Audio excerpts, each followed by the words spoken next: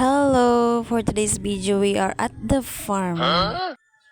Ay, hala ka. Oh, isa voice over. Oh, kwento ko lang guys. Kaya hindi ako nagvo-voice over kasi yun na nga. Hindi ako marunong mag-scrap.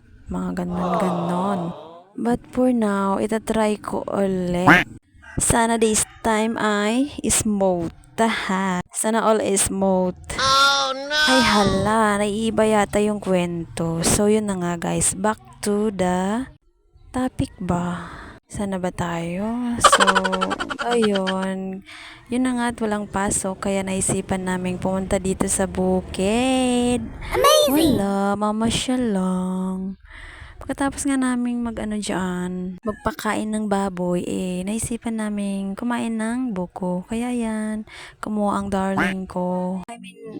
I mean, umakyat sa puno ng niyog. Ganon. Hala ano ba yan? So, yan. Madami daw ibon na nangangagat. Kaya, aris lang.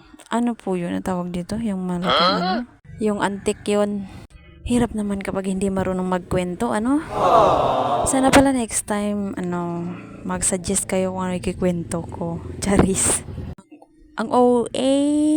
By the way, 3 piraso lang pala yung pinakuha kong buko kasi nga, titikim lang naman kami. Hindi naman kami ganun ka manglasilot. Ay. By the way, first time pala ni Kiara na pumunta dito sa part na to. Ang tawag dito ay Lumbia. Kasi dati hanggang dun sa Kalurusan lang siya. Kaya naman, paunti-unti, marami siyang matutuklasan. O, diba? Isa na doon yung pinost ko na about sa kutsara, right? Kung nabasa nyo yun or nakita sa wall nyo, ay di okay, pero sa mga hindi pa nakakabasa nun, ay hindi ko nakikwento dito, ano. Ayoko na pong ulit-ulitin, charis. Ang OA, di ba?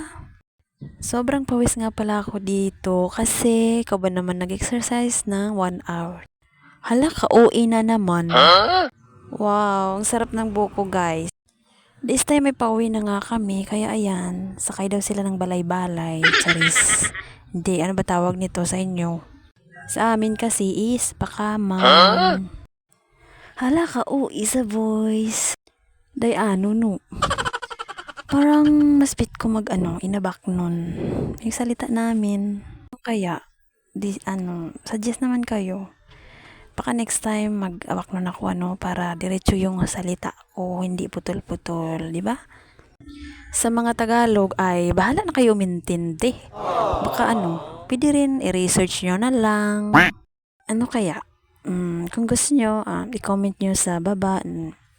If you like lang naman na next time inabak nun na. Ay hala, itatanong talaga So yun lang, at kung natapos mo itong panonood ng video ko ay maraming salamat. Hanggang dito lang muna, bye bye.